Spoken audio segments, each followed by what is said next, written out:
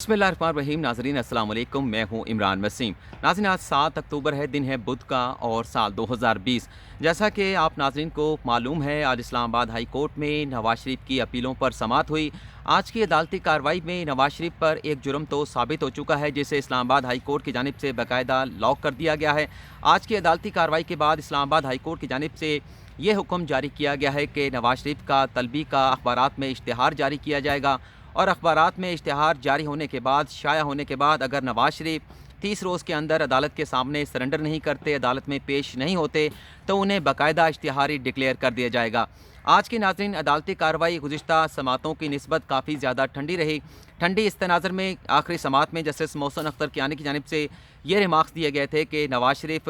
रियासती इदारों को धोखा देकर गए हैं, रियासती इदारों को डिफीट करके गए हैं, अब वो लंदन में बैठकर रियासती इदारों पर हंसते होंगे। तो इस किस्म के कोई सख्त रिमार्क्स आज जस्टिस आमिर फ़ारूक और जस्टिस मोहसिन अख्तर कियानी की जानिब से सुनने को नहीं मिले। लेकिन जैसा मैंने बताया कि आज की जो समात रही वो काफ़ी ठंडी रही, लेकिन इसकी तासीर नाज़रीन इंतहाई सख्त है, इंतहाई गर्म है, क्योंकि आज की अदालती कार्रवाई का जो ऑर्डर डिक्टेट किया गया है, उसके जो कॉन्सिक्वेंस हैं, जो रिपरकशन है, वो नवाज शरीफ को फेस करना पड़ेंगे। आज की अदालती कार्रवाई में वजारत ख़ारजा के 3 आला अफसरान के बयान रिकॉर्ड किए गए। नैब और एडिशनल प्रोसिक्यूटर तारिक खोकर की जानिब से 27 सवालात इन 3 गवाहों से पूछे गए। आज की अदालती कार्रवाई का मुकम्मल अहवाल आप नाज़रीन के साथ नाज़रीन शेयर कर लेते हैं। आज की अदालती कार्रवाई 1:50 पर शुरू हुई और जब अदालती रीडर की जानिब से मुकदमे का टाइटल पुकारा गया, मियाँ मोहम्मद नवाज शरीफ बनाम सरकार, तो एडिशनल अटॉर्नी जनरल तारिक खोकर उठकर रोस्टम पर आए। उनकी जानिब से अदालत को ये बताया गया कि गुज़िश्ता जो हुक्मनामा अदालत का है, उसमें कुछ थोड़ी सी कमी रह गई थी।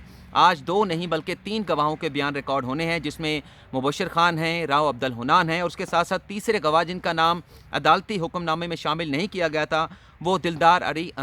अली अबड़ो हैं। जिस पर जस्टिस आमिर फ़ारूक ने यह कहा कि चलें इन सब के बयान रिकॉर्ड कर लेते हैं, लेकिन सबसे पहले हम बयान रिकॉर्ड करेंगे जो लंदन में पाकिस्तानी हाई कमीशन में जो अफसरान मौजूद हैं, क्योंकि वो वीडियो लिंक के ज़रिए अपना बयान रिकॉर्ड कराना चाहते हैं, तो सबसे पहले उनके बयान रिकॉर्ड कर लेते हैं।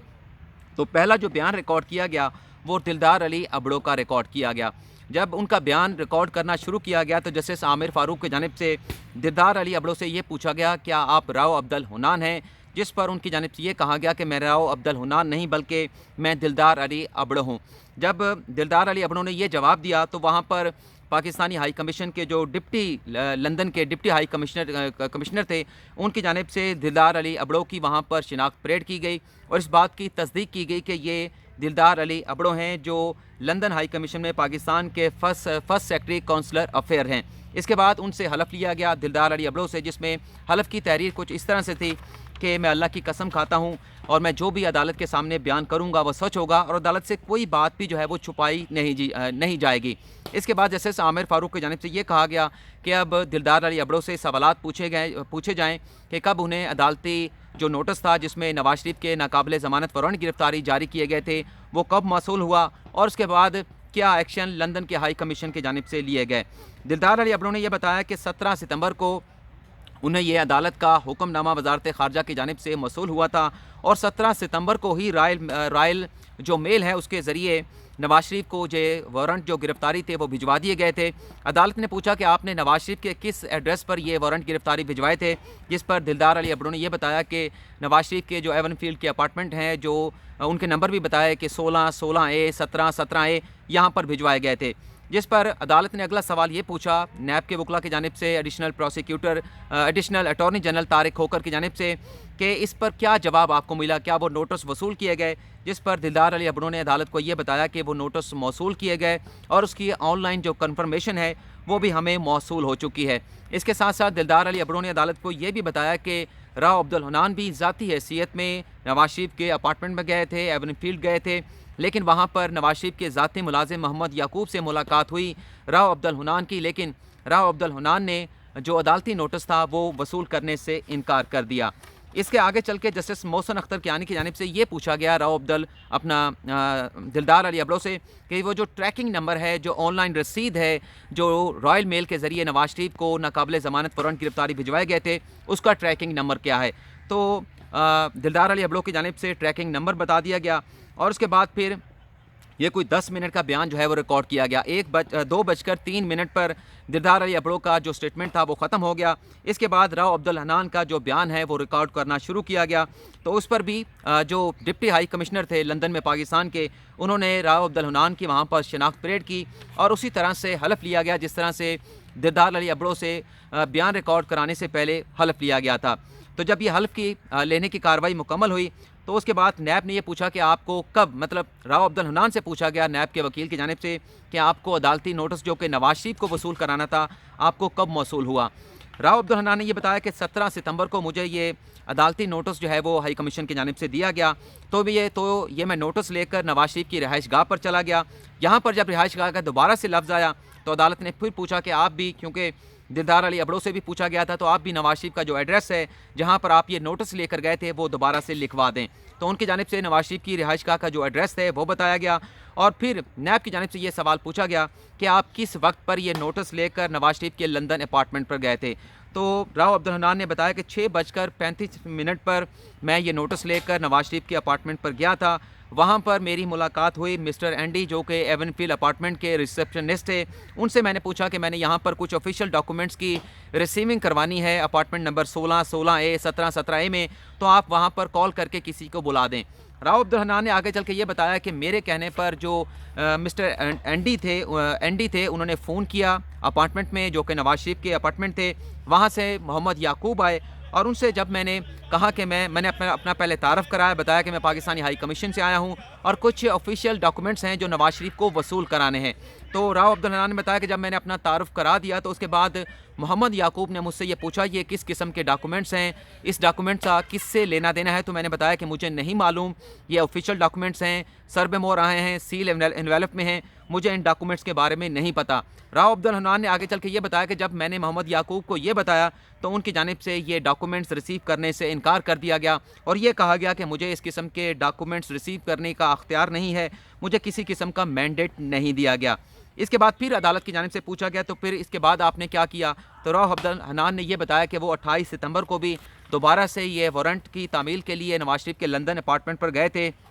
लेकिन दोबारा जब मिस्टर एंडी से मुलाकात हुई तो उन्होंने मोहम्मद याकूब को बुलाए बगैर मुझे वहीं से रिसेप्शन से ही वापस भेज दिया और मेरे वो वारंट वसूल करने से इनकार कर दिया। जस्टिस मोहसिन अख्तर कियानी ने ये पूछा कि आप ये बताएं कि जो आप दस्तावेज़ लेके गए थे वसूली के लिए वो इस वक्त कहाँ हैं, क्या आपको मालूम है कि उन दस्तावेज़ात में क्या था। जिस पर राव अब्दुल हन्नान ने यह बताया कि वो दस्तावेज़ात मेरे पास हैं और मुझे इल्म है, मुझे पता है कि उन डॉक्यूमेंट्स में जो अदालत की जानिब से नवाज शरीफ के नाकाबिले ज़मानत वारंट गिरफ्तारी भिजवाए गए थे उनमें वो वारंट मौजूद थे और मैं उनकी तामील के लिए नवाज शरीफ के अपार्टमेंट पर गया था। तो 2:15 पर जो राव अब्दुल हन्नान का स्टेटमेंट था वो यहाँ पर ख़त्म हो गया। इसके बाद मुबशर खान का स्टेटमेंट रिकॉर्ड होना शुरू हुआ। मुबशर खान डायरेक्टर हैं यहाँ पर, डायरेक्टर यूरोप हैं, तो उनसे उनका CNI नंबर मांगा गया, उनका नाम पूछा गया, वालिद का नाम पूछा गया और फिर बाकायदा जो मुबशर खान का बयान जब रिकॉर्ड होना शुरू हुआ तो मुबशर खान की जानिब से ये बताया गया कि अदालती ऑर्डर जब मौसूल हुआ तो अदालती हुक्मनामा मिलने के बाद डिप्लोमेटिक बैग के ज़रिए लंदन में पाकिस्तानी हाई कमीशन को भिजवा दिया गया था और उसकी बाकायदा वजारत ख़ारजा में नंबरिंग की गई थी। अदालत ने यह पूछा कि जब यह ऑर्डर आपको रिसीव हुआ तो आपकी जो डायरी है, आपका जो रजिस्टर्ड है, वहाँ पे आपने कुछ नंबर लगाया होगा और जब यही ऑर्डर आपने लंदन हाई कमीशन को भिजवाया था तो उसका भी आपने कोई डायरी नंबर लगाया होगा और जो डिप्लोमेटिक बैग आपको वसूल हुआ है लंदन के पाकिस्तानी हाई कमीशन से उसका भी आपने कोई नंबर लगाया होगा। वो नंबर आपको हमें यहाँ पर बताना होगा और फिर हम अदालती कार्रवाई आगे बढ़ाएंगे। जिस पर मुबशर खान ने बताया कि वो नंबर मेरे पास नहीं है, जिसके बाद अदालती कार्रवाई 2:25 पर मुलतवी कर दी गई और 3:15 बजे का वक्त दिया गया मुबशर खान को कि आप जाके वजारत ख़ारजा से ये तमाम नंबर जो हैं जो R&I के आपके ऑफ़िस में मौजूद होंगे वो लेकर आएंगे तो अदालती कार्रवाई को आगे बढ़ाएंगे। अदालत ने मुबशर खान से ये पूछा कि कितने वक्त में आप वापस आ सकते हैं, तो मुबशर खान ने बताया कि मुझे 2 से 3 घंटे लगेंगे, जिस पर अदालत की जानिब से हैरत का इजहार किया गया कि جو وزارت خارجہ کا آفس ہے وہ اسلام آباد میں ہے، لندن میں نہیں ہے، آپ کو 2 سے 3 گھنٹے نہیں لگنے چاہیے۔ 3:15 بجے تک اس کیس کی سماعت کو ملتوی کیا گیا، لیکن 4:15 بجے کے بعد عدالتی کارروائی کا آغاز ہوا۔ 1 گھنٹہ تاخیر سے عدالتی کارروائی دوبارہ سے شروع ہوئی، جب مبشر خان کی جانب سے تمام جو عدالت چیزیں مانگ رہی تھیں، جو نمبرز مانگے جا رہے تھے کہ جب عدالتی آرڈر ریسیو ہوا تب اس پر کیا ڈائری نمبر لگایا گیا، جب وہ عدالتی آرڈر یہاں سے لندن بھجوایا گیا تب اس پر کیا نمبر لگایا گیا، اور لندن سے جو ڈپلومیٹک بیگ ریسیو ہوا جس میں دلدار علی ابڑو، راؤ عبدالحنان اور اس کے ساتھ ساتھ جو ڈیلی میل کا جو ایک ریسیونگ جو ڈاکومنٹس تھے جس میں نواز شریف نے وہ وارنٹ ریسیو کیے ہیں، حسن نواز نے ریسیو کیے ہیں، وہ دستاویزات بھی شامل تھی، اس کا نمبر بھی آج عدالت کو ریکارڈ کیا گیا۔ جب یہ تمام کارروائی مکمل ہو گئی تو اس کے بعد نیب نے عدالت سے یہ استدعا کی کہ کیونکہ گواہان کے بیانات آ چکے ہیں، قلم بند ہو چکے ہیں اور یہ ثابت ہو چکا ہے کہ نواز شریف جان بوجھ کر عدالتی کارروائی کو اوائڈ کر رہے ہیں، تو لہٰذا نواز شریف کو اشتہاری قرار دیا جائے، جس پر جسٹس عامر فاروق نے پوچھا کہ اب اگلا مرحلہ کیا ہوگا، عدالتی کارروائی کو آگے کیسے بڑھایا جائے گا۔ نیب کے وکلاء کی جانب سے جہاں بروانہ یہ بتایا کہ نواز شریف کا اخبار میں طلبی کا اشتہار دیا جائے اور یہ اشتہار نواز شریف کی رہائش گاہ پر بھی چسپاں کیا جائے گا، اور یہ ایسے اخبارات میں جو ہے وہ اشتہار ہونا چاہیے جو لندن سے بھی پاکستان میں بھی شائع ہوتے ہوں، لندن میں بھی شائع ہوتے ہوں، اور جس پر جسٹس عامر فاروق نے پوچھا کہ اس اشتہار کا خرچہ کون دے گا۔ ایڈیشنل اٹارنی جنرل کی جانب سے بتایا گیا کہ اس اشتہار کا خرچہ وفاقی حکومت برداشت کرے گی، اٹارنی جنرل آفس برداشت کرے گا،